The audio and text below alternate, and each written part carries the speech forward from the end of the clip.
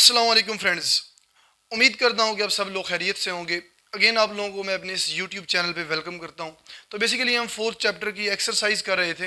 तो short question हमने कर लिए थे, आज हमने लॉन्ग क्वेश्चन स्टार्ट करने हैं। तो लॉन्ग क्वेश्चन पे जाने से पहले एक चीज़ आप लोगों को बता दूँ कि लॉन्ग क्वेश्चन के अंदर तकरीबन 10-12 क्वेश्चन होते हैं, लॉन्ग क्वेश्चन होते हैं। और उनमें से मोस्टली यानी कि 8-9 क्वेश्चन या 6-7 क्वेश्चन ऐसे क्वेश्चन होते हैं जो ऑलरेडी हम चैप्टर के अंदर कर चुके होते हैं। यानी कि चैप्टर के अंदर हम जो जो टॉपिक्स करते हैं उन्हीं टॉपिक के से जो है ना रिलेटेड लॉन्ग क्वेश्चन आ जाते हैं और सेम टू सेम रिपीट हो जाते हैं। तो वहाँ पे जो है ना अगेन मैं फिर यहाँ पे लिखने की जो है ना वो जहमत नहीं करता। वो इसलिए नहीं करता क्योंकि एक तो टाइम का ज़्या है और आप लोग भी जो है ना वो बार बार वही चीज़ें देख देख के जो है ना बोर हो जाएंगे। तो जस्ट मैं क्या करता हूँ, मैं यानी कि लेक्चर नंबर मेंशन कर देता हूँ कि इस क्वेश्चन के लिए आप लोग फलां वाला लेक्चर जाके देख लें और उस लेक्चर के अंदर से ये चीज़ें कर लें आप लोग। ठीक है, तो आप लोग जस्ट जो है ना उस लेक्चर को सर्च करें, या नहीं तो फिर मैं डिस्क्रिप्शन के अंदर जितने भी क्वेश्चन मैं यहाँ पे लेक्चर मेंशन करूँगा वो लेक्चर नीचे जो है ना उनके लिंक दे दूँगा। आप जस्ट डिस्क्रिप्शन को ओपन करें और वहाँ से जाके जो है ना लेक्चर जस्ट लिंक के ऊपर क्लिक करें तो आपको लेक्चर मिल जाएगा। ठीक है, तो वहाँ से आप लोग अपने नोट्स बना लें। तो ये जो है ना एक चीज़ थी आप लोगों को बतानी थी, आप लोगों से शेयर करनी थी ताकि आप लोग ये ना सोचते रहिएगा कि सर जो है ना अक्सर क्वेश्चन छोड़ देते हैं। तो यहाँ पे मैं उस क्वेश्चन का आंसर लिखता हूँ जो पीछे चैप्टर के अंदर ये ऑलरेडी हम नहीं पढ़ चुके होते। ठीक है ना, क्योंकि उसकी ज़रूरत है और वो मोस्टली कंसेप्चुअल क्वेश्चन होते हैं तो फिर यहाँ पे जो है ना उनको एक्सप्लेन करना पड़ता है। तो आइए चलते हैं अपने टॉपिक की तरफ, क्वेश्चंस की तरफ। पहला क्वेश्चन है what is an ionic bond, discuss the formation of ionic bond between sodium and chlorine atom.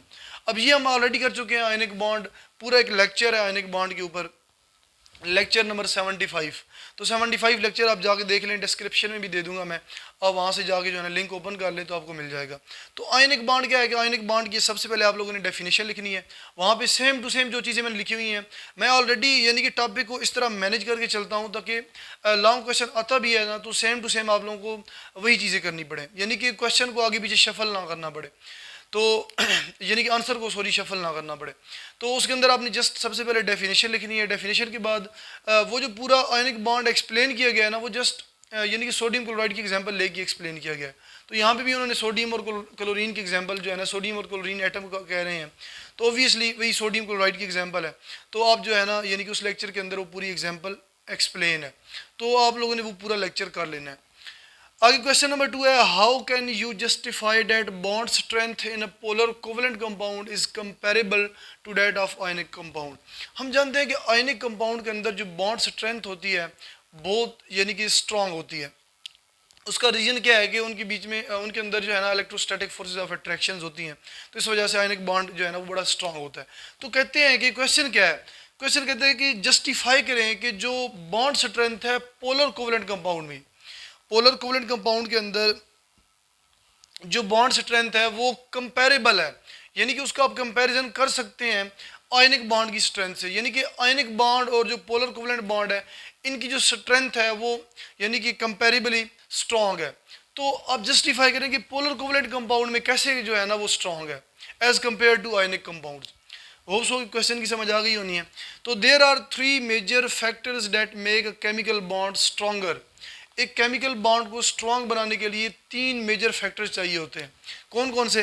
पहला, satisfying the octet rule in both atom. जो दो एटम आपस में कनेक्टेड हैं बॉन्ड के जरिए, वो क्या करें, दोनों एटम के ऑक्टेट कंप्लीट हो रहे हों। पहली बात, अगर दोनों एटम के ऑक्टेट कंप्लीट हैं तो वो दोनों एटम क्या बन गए हैं, स्टेबल हो गए हैं बॉन्ड के जरिए, तो वो बॉन्ड बड़ा स्ट्रॉन्ग होगा, उस बॉन्ड की स्ट्रेंथ यानी कि ज़्यादा होगी। दूसरा पॉइंट है allowing the bonding pair of electrons to be near to the more electronegative atom. अगर फर्ज करें दो एटम आपस में कनेक्टेड हैं, उनमें एक हाईली इलेक्ट्रोनेगेटिव है, तो जो बॉन्ड पेयर है वो हाईली इलेक्ट्रोनेगेटिव एटम की तरफ क्या होगा, ज़्यादा अट्रैक्ट होगा। ठीक हो गया। तो ये जो है ना ये भी क्या बॉन्ड को स्ट्रॉन्ग बनाता है। क्यों? क्योंकि उसके ऊपर नेगेटिव चार्ज आ जाना है और जो दूसरा होना है लेस इलेक्ट्रोनेगेटिव होना है, उसके ऊपर पॉजिटिव पार्शियल पॉजिटिव आ जाना है। तो जब भी पार्शियल नेगेटिव और पार्शियल पॉजिटिव चार्जेस होते हैं तो अपोजिट चार्जेस हैं ऑब्वियसली, तो अपोजिट चार्जेस एक दूसरे को बड़ा स्ट्रांगली जो है ना टाइटली हेल्ड करके रखते हैं। तो ये भी जो है ना बॉन्ड को स्ट्रॉन्ग बनाता है। तीसरा पॉइंट है allowing the bonding electrons to the nearer to their atomic nuclei.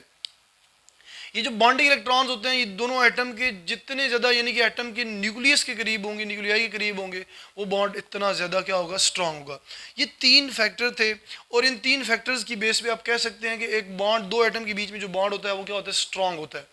अब हमने जस्टिफाई करना है कि पोलर कोवलेंट कंपाउंड जो है वो आयनिक कंपाउंड, यानी कि जो आयनिक कंपाउंड है उनकी तरह कंपेरेबली उनके अंदर बॉन्डिंग स्ट्रेंथ जो है वो ज़्यादा है पोलर कोवलेंट कंपाउंड में। These three factors can be present in both kinds of bonds. Both kinds of bonds यानी कि polar covalent compounds में या polar covalent bond में या फिर ionic bond में, यानी कि दोनों टाइप के जो बॉन्ड हैं उन दोनों के अंदर ये तीनों फैक्टर हो सकते हैं। Due to which bond strength in polar covalent compound is comparable to that of ionic compound. समझ आ गई इस चीज़ की।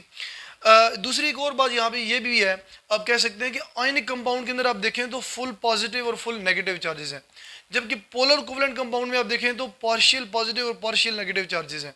मतलब ये है कि जब भी चार्जेस होंगे, एक साइड पॉजिटिव और दूसरा नेगेटिव, तो उनके बीच में जो बॉन्ड होगा वो बड़ा स्ट्रॉन्ग बॉन्ड होगा। क्यों? क्योंकि अपोजिट चार्जेस ओब्वियसली क्या करते हैं, एक दूसरे को अट्रैक्ट करते हैं। तो जो पोलर कोवलेंट कंपाउंड है उनमें भी क्या है, चार्जेस हैं, एक साइड पे पार्शियल पॉजिटिव, एक साइड पे पार्शियल नेगेटिव, वो भी स्ट्रांगली अट्रैक्ट कर रहे हैं एक दूसरे को। और जो आयनिक कंपाउंड है, आयनिक बॉन्ड जहाँ पे बन रहा है दो एटम के बीच में, तो वहाँ पे भी क्या है, फुल पॉजिटिव और फुल नेगेटिव है, वहाँ पे तो और ज़्यादा जो है ना वो बॉन्ड क्या होता है, स्ट्रांग होता है। आगे क्वेश्चन नंबर 3 है, what type of covalent bonds are formed between hydrogen, oxygen and nitrogen. यानी कि हाइड्रोजन, ऑक्सीजन और नाइट्रोजन के बीच में, यानी कि हाइड्रोजन के बीच में, नाइट्रोजन के बीच में, ऑक्सीजन के बीच में कौन कौन से जो है ना कोवलेंट बॉन्ड बनते हैं, कौन सी टाइप के कोवलेंट बॉन्ड बनते हैं। अब उनको एक्सप्लेन करें डॉट एंड क्रॉस मॉडल से। तो हमने देखना है सबसे पहले कोवलेंट बॉन्ड इन हाइड्रोजन। हाइड्रोजन क्या है, एक गैस है, ठीक है ना, उसके अंदर हमने बॉन्डिंग देखनी है। Hydrogen is a gas having formula H2। Hydrogen gas का फार्मूला क्या होता है, H2। There are two atoms of hydrogen bonded each other by single covalent bond. तो हाइड्रोजन के अंदर दोनों हाइड्रोजन एटम आपस में सिंगल कोवलेंट बॉन्ड से क्या है, कनेक्टेड है। तो डॉट एंड क्रॉस मॉडल क्या है कि ये हाइड्रोजन, इसके पास एक डॉट यानी कि एक इलेक्ट्रॉन है, ये दूसरा हाइड्रोजन है, इसके पास क्रॉस यानी कि ये भी एक इलेक्ट्रॉन है। अच्छा, ये डॉट और क्रॉस पहले भी मैंने आप लोगों को बताया कि जस्ट एक सिंबल के लिए हम शो करते हैं। आप इसके साथ भी क्रॉस लगा सकते हैं, उसके साथ डॉट लगा सकते हैं, मर्जी है आप लोगों की। बस ये कि एक के साथ डॉट हो, दूसरे के साथ क्रॉस हो, तो दोनों आइटम क्या है, यानी कि डिस्टिंग्विश हो जाए थोड़ा सा कि ये दोनों आइटम, यानी कि ये अलग से आइटम है और दूसरा अलग से आइटम है, दोनों सेम आइटम है। तो ये दोनों आइटम आपस में क्या करेंगे, यानी कनेक्ट होंगे सिंगल बॉन्ड के जरिए। ये देखिए बीच में क्या बन जाएगा, सिंगल बॉन्ड बन जाएगा, यानी कि एक इलेक्ट्रॉन इस हाइड्रोजन ने दिया और दूसरा इलेक्ट्रॉन इस हाइड्रोजन ने दिया और बीच में क्या बन गया, बॉन्ड बन गया। और या आप इसको इस फॉर्म में लिख सकते हैं या इस फॉर्म में, और या फिर आप इसको इस फॉर्म में भी लिख सकते हैं। नेक्स्ट है covalent bond in oxygen. Oxygen is also a gas having formula O2। Oxygen भी एक गैस है और उसका फार्मूला क्या है, O2 है। There are also two atoms of oxygen bonded each other by double covalent bond. अब ऑक्सीजन के अंदर डबल कोवलेंट बॉन्ड से जो है ना दोनों ऑक्सीजन के एटम आपस में जुड़े हुए हैं। फॉर एग्जाम्पल ये नीचे डॉट एंड क्रॉस मॉडल है, ये ऑक्सीजन है, ऑक्सीजन के वैलेंस शेल में 6 इलेक्ट्रॉन होते हैं, तो 4 इलेक्ट्रॉन 2 लोन पेयर की फॉर्म में है, यानी ये एक लोन पेयर, ये दूसरा लोन पेयर, और बाकी जो 2 इलेक्ट्रॉन है वो अलग अलग है ऑक्सीजन के अंदर। इस तरह ऑक्सीजन का दूसरा मॉलिक्यूल 4 इलेक्ट्रॉन, ये 2 लोन पेयर की फॉर्म में और ये 2 इलेक्ट्रॉन अलग अलग से हैं। ये आपस में जब कनेक्ट होंगे तो ये वाले जो 2 इलेक्ट्रॉन है अलग अलग से, ये यानी कि इकट्ठे हो जाएंगे यहाँ पे और डबल कोवलेंट बॉन्ड बन जाएगा बीच में। आप इसको इस तरह भी लिख सकते हैं और O2 की फॉर्म में इस तरह भी लिख सकते हैं और इस तरह भी आप लिख सकते हैं। नेक्स्ट हमारे पास है covalent bond in nitrogen. Nitrogen is also gas having formula N2। There are also two atoms of nitrogen bonded each other by triple covalent bond. तो नाइट्रोजन के बीच यानी कि नाइट्रोजन के 2 एटम आपस में ट्रिपल कोवलेंट बॉन्ड से connect होकर नाइट्रोजन गैस का एक मॉलिक्यूल बनाएंगे। तो ये नाइट्रोजन है, नाइट्रोजन के वैलेंस शेल में 5 इलेक्ट्रॉन होते हैं, एक लोन पेयर की फॉर्म में और बाकी 3 इलेक्ट्रॉन अलग अलग होते हैं। इस तरह दूसरा नाइट्रोजन का मॉलिक्यूल है, इसमें एक लोन पेयर की फॉर्म में है 2 इलेक्ट्रॉन और बाकी जो 3 इलेक्ट्रॉन है वो अलग अलग से हैं। इस तरह जब ये आपस में बॉन्ड बनाएगी, जो 3 इलेक्ट्रॉन अलग अलग से हैं, ये तीनों एक ही डायरेक्शन हो जाएगी इनकी, ठीक है ना, एक ही डायरेक्शन में आ जाएंगे। तो यहाँ पे यानी कि 3 ये शेयर करेगा अपने और ये 3 अपने शेयर करेगा और इस तरह बीच में जो है ना वो ट्रिपल बॉन्ड बन जाएगा। आप इसको N2 इस तरह भी लिख सकते हैं और इस तरह भी आप यानी कि इसको लिख सकते हैं N ट्रिपल बॉन्ड N। तो आगे चलते हैं क्वेश्चन नंबर 4 की तरफ। नेक्स्ट क्वेश्चन नंबर 4 है हमारे पास, how a covalent bond develops ionic character in it, explain. इस क्वेश्चन का मतलब ये है कि एक कोवलेंट बॉन्ड है, उसके अंदर आहिस्ता आहिस्ता आयनिक करेक्टर कैसे डेवलप होता है, वो आप एक्सप्लेन करें। अच्छा, बेसिकली मैंने आप लोगों को पहले ही बताया कि कोवलेंट बॉन्ड का जो ओरिजिनल मतलब है वो ये है कि नॉन पोलर कोवलेंट बॉन्ड, ठीक है ना। हमने कोवलेंट बॉन्ड की दो टाइप्स पढ़ी थी, एक पोलर कोवलेंट बॉन्ड और एक नॉन पोलर कोवलेंट बॉन्ड। तो basically non polar covalent bond जो होता है वो ओरिजिनल कोवलेंट बॉन्ड जो है ना उसको तस्वुर किया जाता है। तो बेसिकली इसके अंदर आहिस्ता आहिस्ता पोलैरिटी डेवलप होती है कोवलेंट बॉन्ड के अंदर, यानी कि नॉन पोलर कोवलेंट बॉन्ड के अंदर। तो आहिस्ता आहिस्ता पोलैरिटी डेवलप होते होते होते यानी कि आप कह सकते हैं कि आयनिक कैरेक्टर की तरफ मूव करते हैं। जनरली मैं आप लोगों को यहाँ पे समझा दूँ, बेसिकली हमारे पास जो क्राइटेरिया है वो है 1.7। हमने ये पॉलिंग स्केल पढ़ा हुआ है कि 1.7 पे जाके या उससे पहले, यानी कि 0 1 2 3 4, सॉरी यहाँ पे थोड़ी सी मिस्टेक हो गई है, यानी कि आप कह सकते हैं कि 0.1 0.2 1 1.2 1.5 आगे 1.7, इससे आगे जाएं तो 1.8 1.9, ठीक है ना, 2 कर दें आगे 2.1 2.2 2.3, यानी कि ये एक स्केल है। इस पे आप देखें ये जो 1.7 है ये एक इन्होंने यानी कि स्टैंडर्ड सेलेक्ट कर लिया है कि 1.7 से अगर तो बिलो यानी कि इलेक्ट्रोनेगेटिविटी डिफरेंस होगा दो एटम के बीच में, दो एटम आपस में बॉन्डेड हैं, अगर उनके बीच में इलेक्ट्रोनेगेटिविटी डिफरेंस 1.7 से कम होगा तो वो बॉन्ड क्या होगा, कोवलेंट बॉन्ड होगा। अब यहाँ पे देखें, यहाँ पे अगर डिफरेंस ज़ीरो है, यहाँ पे ज़ीरो भी है, अगर तो इलेक्ट्रोनेगेटिविटी डिफरेंस क्या है, ज़ीरो है, तो ऑब्वियसली वो कौन सा बॉन्ड हुआ, नॉन पोलर कोवलेंट बॉन्ड। लेकिन जैसे ही एटम चेंज होते गए, यानी कि दोनों एटम पहले तो सेम एटम थे जिनमें इलेक्ट्रोनेगेटिविटी डिफरेंस जीरो था, अब जैसे ही एक यानी कि आपने एटम चेंज कर दिया, दो डिफरेंट एटम आ गए, तो वहाँ पे क्या हो गया, थोड़ा सा इलेक्ट्रोनेगेटिविटी डिफरेंस क्रिएट हो गया। तो वो 0.1 भी हो सकता है, 0.2 भी, वो तो जितना हाईली इलेक्ट्रोनेगेटिव एटम होगा उस पर डिपेंड करेगा। तो जैसे जैसे एटम यानी कि आप हाईली इलेक्ट्रोनेगेटिव, ज़्यादा हाई इलेक्ट्रोनेगेटिव यूज़ करते जाएंगे तो इलेक्ट्रोनेगेटिविटी डिफरेंस जो है ना वो ज़्यादा होता जाएगा। तो 0.2 1 1.2 1.5, तो ये बॉन्ड क्या होता जाएगा, पोलर कोवलेंट बॉन्ड होता बनता जाएगा। यानी कि ये यहाँ पे जीरो पे क्या है, नॉन पोलर कोवलेंट बॉन्ड है जब दोनों एटम सेम थे। तो अब जैसे ये एटम डिफरेंट लगाते जाएंगे, यानी कि दो डिफरेंट एटम आपस में बॉन्डेड होते जाएंगे, तो इलेक्ट्रोनेगेटिविटी डिफरेंस क्रिएट होता जाएगा। तो ये जितना ज़्यादा होता जाएगा वो बॉन्ड इतना ज़्यादा पोलर होता जाएगा। लेकिन एक टाइम आएगा जब 1.7 पे जाएगा, तो 1.7 से जैसे ही वो क्रॉस करेगा 1.7 को, इलेक्ट्रोनेगेटिविटी डिफरेंस जैसे ही 1.7 से क्रॉस होगा तो वो बॉन्ड क्या बन जाएगा, आयनिक बॉन्ड बन जाएगा।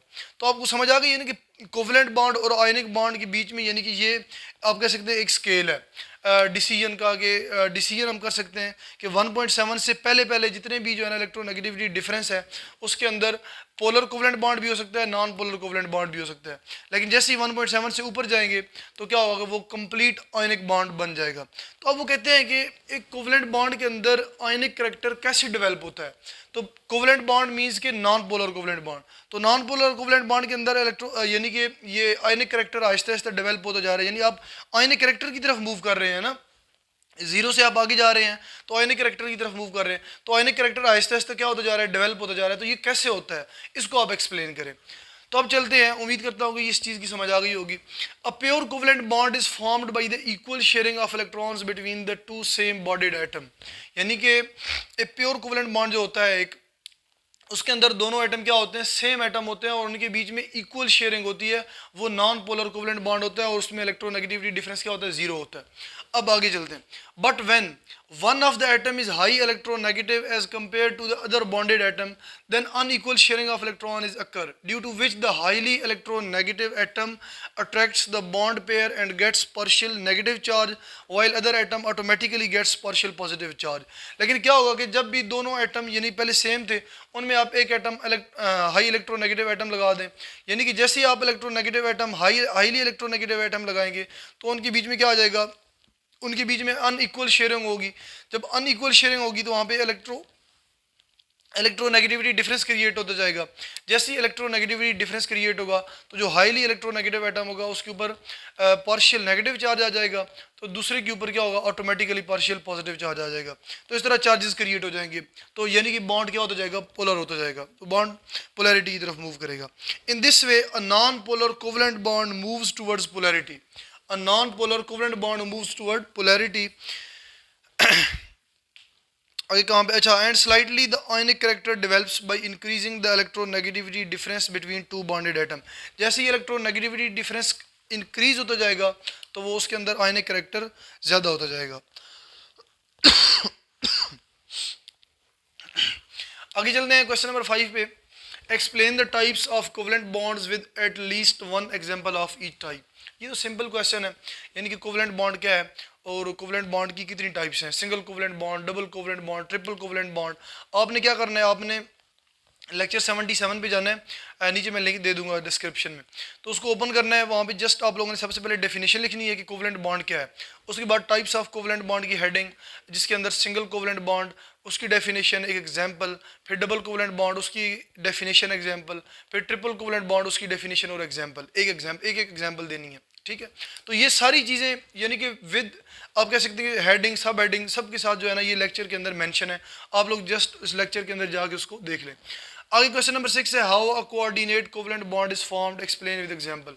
अगेन ये भी क्वेश्चन है कि कोऑर्डिनेट कोवेलेंट बॉन्ड क्या होता है, यानी कि एक टॉपिक है ये।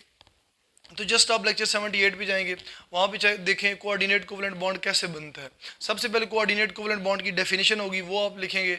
उसके बाद how coordinate covalent bond is formed, ठीक है ना, वहाँ पे ये एक हेडिंग मेंशन है, तो आप उसको देख के यानी कि उसके अंदर जितना भी लिखा हुआ है आप लोग सारा लिख लेंगे, ठीक हो गया। तो आगे एग्जांपल भी जो है ना वहाँ पे दी हुई होनी है, अमोनिया की, शायद अमोनिया की और हाइड्रोजन H पॉजिटिव एग्जांपल, तो वो भी आप लोग मेंशन कर दीजिएगा। इसके अलावा BF3 और अमोनिया की एग्जांपल होगी, 2 एग्जांपल थी, तो दोनों में से कोई एक एग्जांपल कर लीजिएगा, या अगर दोनों करना चाहते हैं तो दोनों कर लीजिएगा, ये आप लोगों पे डिपेंड करता है, ठीक हो गया। तो यहाँ तक हमारा लेक्चर एंड होता है इंशाल्लाह। अच्छा, ये हमारे जो है ना टोटल 6 क्वेश्चन हो गए, तो नेक्स्ट जो 5 क्वेश्चन रह गए हैं वो इंशाल्लाह नेक्स्ट लेक्चर में करेंगे। तो इसी के साथ ही मैं अपना लेक्चर एंड करता हूँ। इंशाल्लाह मिलते हैं नेक्स्ट लेक्चर में, इसी के साथ ही अल्लाह हाफिज़।